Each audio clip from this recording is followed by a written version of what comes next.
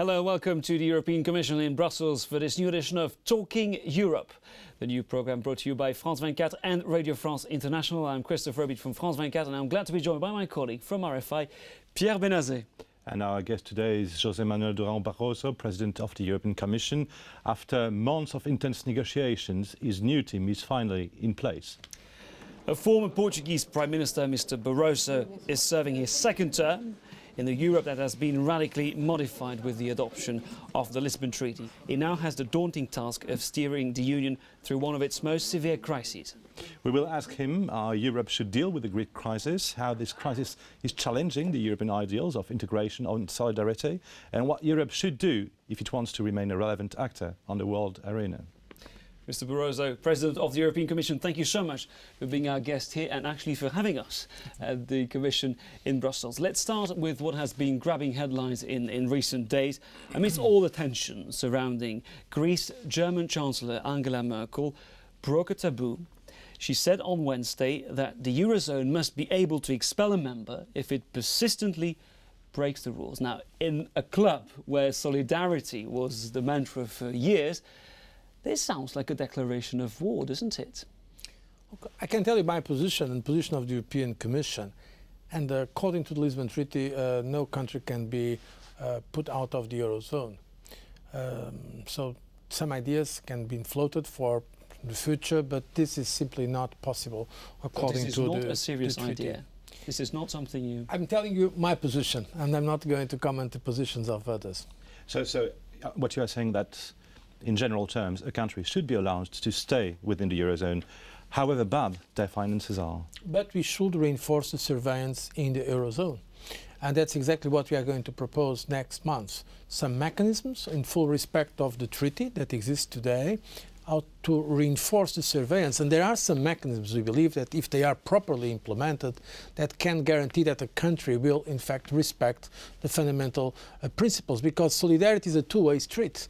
When a member state is member of the euro, he also has obligations towards the others. It's not only to receive some support, it's also to respect the rules that have been commonly agreed. But all member states have a vocation to eventually join the euro. Yes, if there is no opt-out, they are expected to join. And in fact, that's what we expect. Now, you talk about obligations. The new buzzword, though, in Berlin seems to be sanctions. We know that Berlin eyes the creation of a European Monetary Fund with strict rules. Is that something you are in favour of? It's an interesting idea, but it will not work immediately, because most likely it will require a change of the treaties. And you know from the Lisbon Treaty experience how long it takes to have a reform of the treaties. But certainly the idea of having a reinforced mechanism to implement the rules, it's important. The rules are good. The problem was coming with the lack of enforcement of the rules. Now, as Germany, sorry for the expression, I will use it, declares war on Greece, from what we heard, tensions are also rising between Berlin and Paris. We know that France's Finance Minister Christine Lagarde has almost accused Germany of social dumping. She says this is a problem for countries like France and other countries which use the euro as a currency. Do you share Mrs. Lagarde's concern? I can state my position, and my position is that we need reinforced coordination in the euro area and in the European Union in general. We have been advocating that for some time now, that it's more than evident that in this globalized world, the levels of interdependence are so clear that also at European level, we need to recognize that interdependence. I've stated that we need a declaration of interdependence for Europe. This means a reinforced economic governance, and I think that in that framework, yes, we should see what we can give each of the member states as a contribute to the common European good, and also discuss the policies having in mind that the situations are very different. So are you advocating European economic government? I think the word better to use is economic governance, because it's problem of translation. We cannot have, because it will never be, at least in the foreseeable future, a government like the ones we have in one country, like we have in France or in Britain or in Spain or in Italy, because we are 27 countries, and we have to understand this. It's a diversity that exists. And so what we can have is a coordination of the economic policies based on the instruments we have at European level. First of all, the respect of the internal market, but also the stability and growth pact, so the economic and monetary union, the social and economic policies, and afterwards some structural policies, including now the reform agenda, what we call U2020, so for sustainable growth in Europe. And so this is possible, and this is achievable. It cannot be a government like if it was one government of our member states, but a reinforced governance of economic governance and coordination of economic policies in Europe. Mr. Barroso, is the strong euro as advocated by Germany, among other countries, a problem for some countries? I think of countries like your native Portugal, for instance. Look, the euro has been extremely positive for the European Union in general. Just think how would you be now in Europe if there was not the euro? But a strong euro? No, a strong euro, I mean, that depends on the evolution of the markets regarding other currencies. So what we want is a stable currency that protects us compared to other situations. If we had this financial crisis without a common currency, we will have seen competitive devaluations. The companies in Europe, the small, medium-sized companies, it will be a nightmare for them, playing with these situations. So the problem is not euro. Look at Iceland. Iceland is now asking to join the European Union precisely because they did not feel the protection of the euro. So the problem is not the euro. The problem is when some countries do not respect the rules to be in the euro.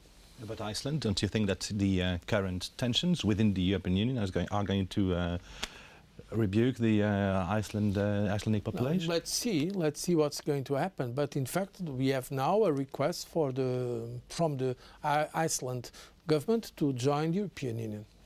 Well, let's move away from Iceland and talk more specifically, of course, about the situation in Greece. Prime Minister George Papandreou has announced a very ambitious austerity plan. Now, this move, of course, has angered a lot of people in Greece. They took to the street last week. Our reporter. Another day of violence in Athens. Demonstrators threw stones and lit fires on the streets. Police responded with pepper spray. These protests are led by public sector unions furious over Greece's tough austerity package of job losses and pay cuts. We demand the rich pay for the crisis. We will continue our battle to stop these measures being passed. The Greek government has promised to slash its soaring deficit to 8.7% within a year. Greece desperately needs to raise 20 billion euros by the end of May. Prime Minister Papandreou says Greece can't pull itself out of the crisis alone. This is where we expect European Union solidarity. We have said we are not asking for a bailout or for money, but we do need some form of instrument which, if necessary, can intervene in the market. The 16 Eurozone members and their chairman Jean-Claude Juncker are adamant Greece doesn't need a bailout at the moment. In any case, Greece would be supported if this would be needed. We don't think that this will be needed, but we have to take a decision on the instrument. The help would take the form of a loan financed by some of the member states. It has yet to be approved by political leaders at the forthcoming European Council on the 25th of March. Mr. Barroso, aren't you afraid that those austerity measures imposed by the European Union are going to fuel a form of Euroscepticism and resentment among the Greek? The measures were taken by the Greek government because it had to take it. Be in the European Union or out of the European Union. We have countries outside the European Union that have taken sometimes even more difficult measures. I just now mentioned Iceland. They took more difficult measures. Why? Because when one country has such a high level of public debt, what they pay in interest rates is simply unsustainable. That is why the social policy in Greece is precisely to reduce the public debt so they can finance the good public services, health care, the prosperity of their citizens. So We have seen during this crisis that it is unsustainable to have such high levels of public debt because the markets will immediately punish the situation, that country.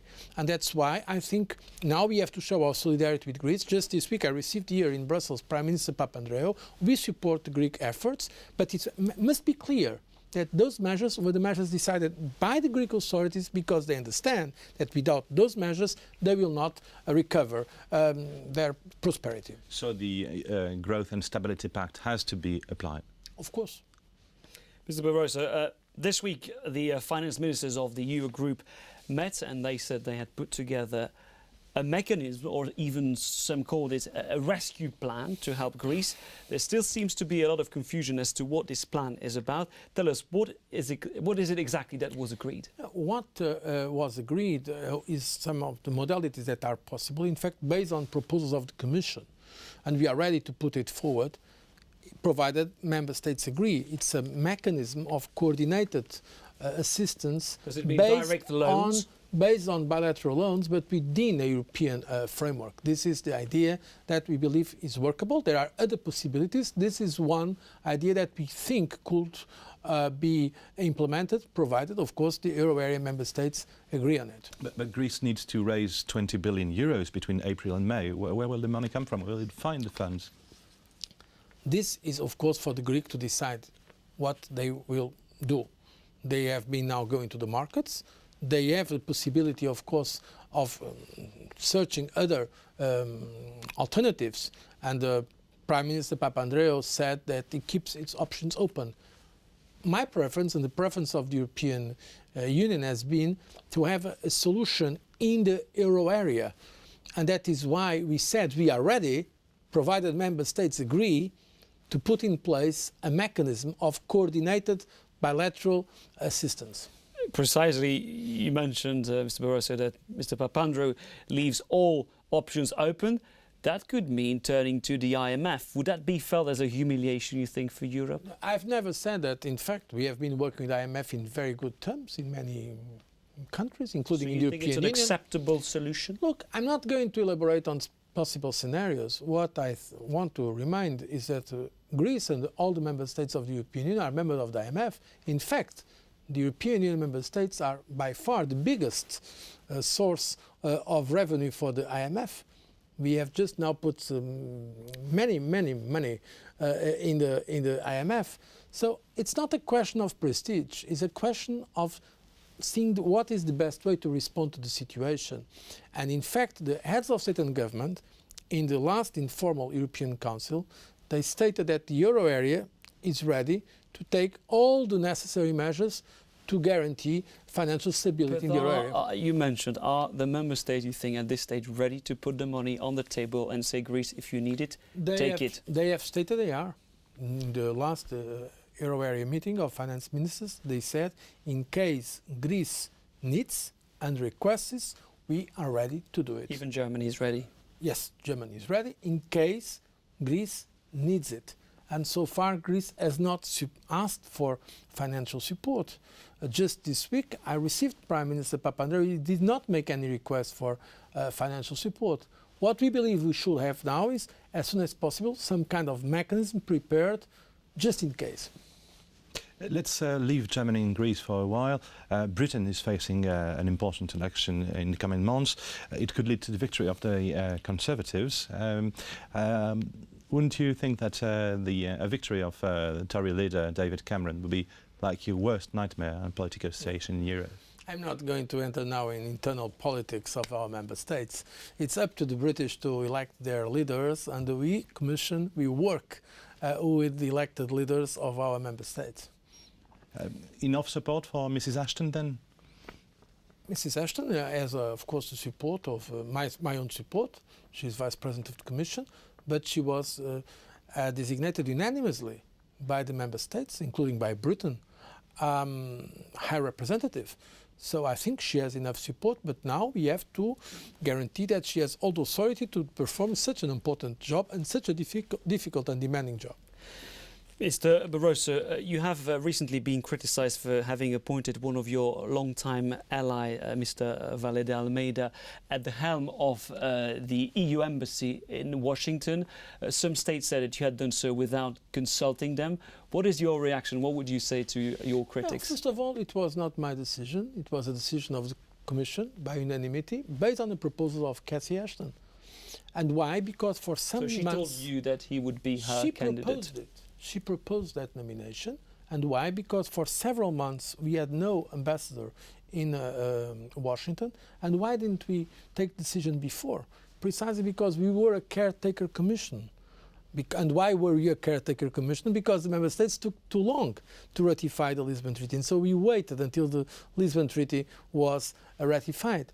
And the person that was designated by initiative of Cathy Ashton is the Director General of External Relations, is the Dean of the Sherpas of the G20 and the G8, so an exceptionally able person. He was not nominated because he's close, more or less close to myself.